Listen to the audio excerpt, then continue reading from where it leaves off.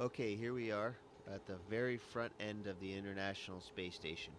This is the forward end of Node 2, and this is right behind this hatch is the PMA, the pressurized mating adapter, to which the space shuttle docks whenever the next space shuttle comes. You can see we have our flags up here at the most forward part. It's a 15-nation partnership, this International Space Station. So we'll start with the Node 2. We will stop at the Kibo module here, the Japanese pressurized module, and the Japanese logistics platform.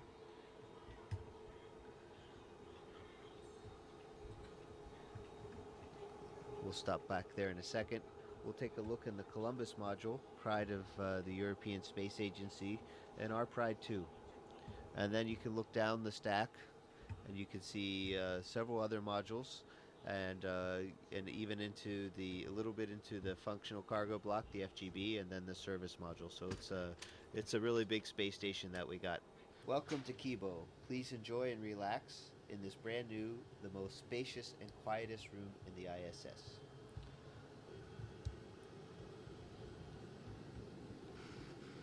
You can see here, this is the SIBO rack, which is for cell biology. And then we have a fluid rack, Urutai. So these are the two main Japanese science racks that are up here now. There's more that are coming. Let's take a quick look out the window before it gets dark outside. We're going around the world every 90 minutes, so we get to see a lot of sunrises and sunsets. Oh my goodness, it's beautiful up there. So this is looking out the port side of the space station, and we're actually also on the front side, so front port side of the space station. And let's take a look what we can see out there. We can see the robot arm I was talking about, the GEM RMS. Those orange things are the solar arrays on the port side. And you can see we have a full set, and 15A STS-119 is going to be bringing up the last solar array on the starboard side.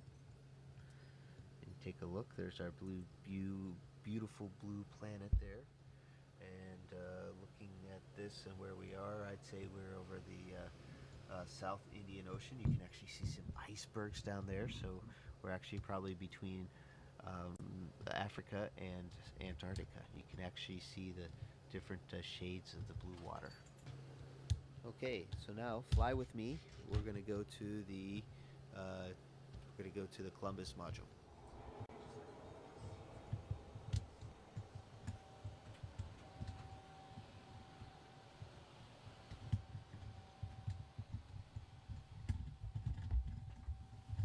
Here we are in the Columbus module.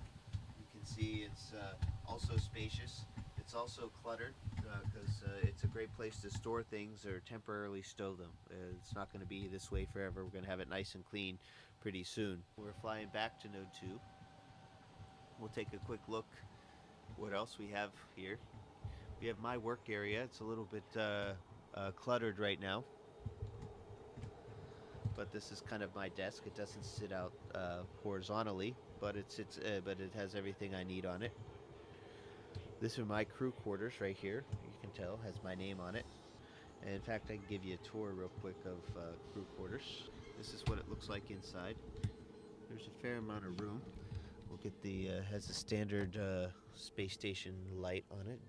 So now we're going into the Destiny Laboratory, headed aft on the space station.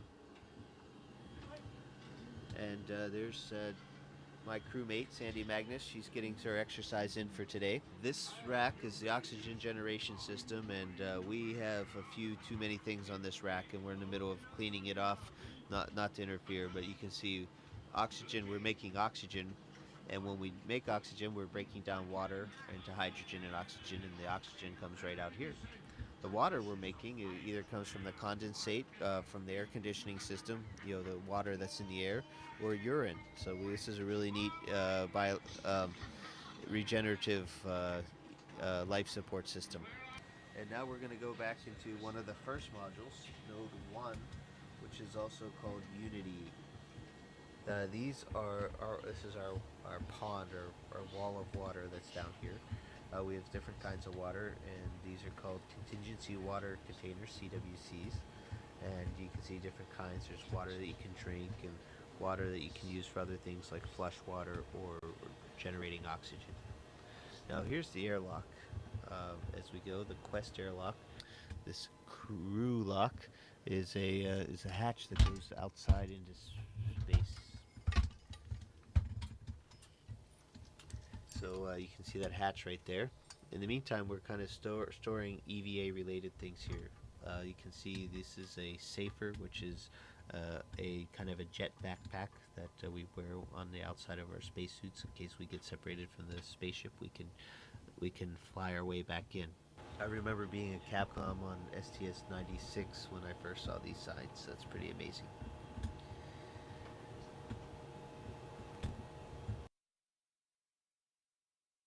And we're floating into the Russian side of things. First and foremost, we are now in the pressurized adapter part of the functional cargo block. We call it the GA, and it's also a docking port down below. As you carefully look down below, you can see the hatches, and inside what you can see in front of us is the docking mechanism for the Soyuz.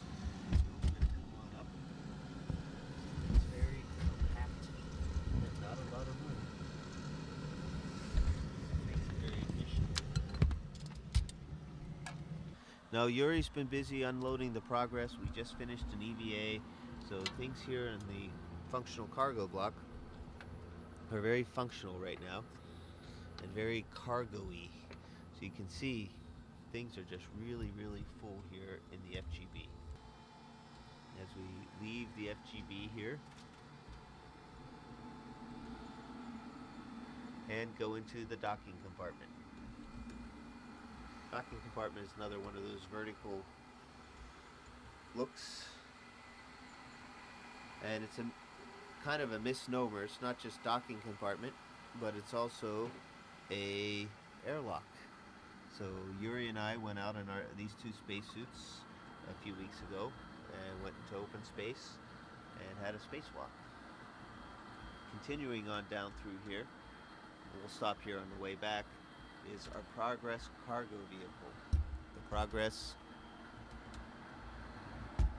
is a cargo ship, unmanned, uncrewed, nobody driving, and has the same kind of docking compartment. It's very much based on the Soyuz design, except it doesn't have any re-entry capability. And we're going to take a look outside. And this is the hatch that I opened up and went outside for a spacewalk, and we're looking aft on the space station. There's a ladder, some solar panels. We're looking at the service module,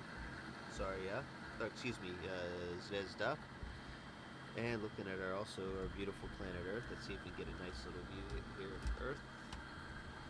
A little small treat, because no tour of the space station would be complete without it. Last but not least, in the service module, Zvezda, which means star. It's the heart of the space station. It's where we used to have the only place where we could create oxygen and live with the carbon dioxide removal system, as well as a place to eat and sleep. There's my crewmate, Yuri Lonchikov, exercising on the treadmill with vibration isolation system, the TVIS. So this is our eating area. There's our table, and we're just getting ready for lunch. There's our water dispenser right there, Russian style, and our controller for the water dispenser. There's Yuri's room off to the side. You can see he has a sleeping bag right there hanging on the wall, and a computer right here so he can call on the telephone, write email, and read books, and relax in the evenings a little bit, because we have long days up here. This is a surprise visit that you guys are paying on us today, so things aren't cleaned up, but they're real. This is exactly how we work and live in space. And that'll wrap up the tour. This is the International Space Station.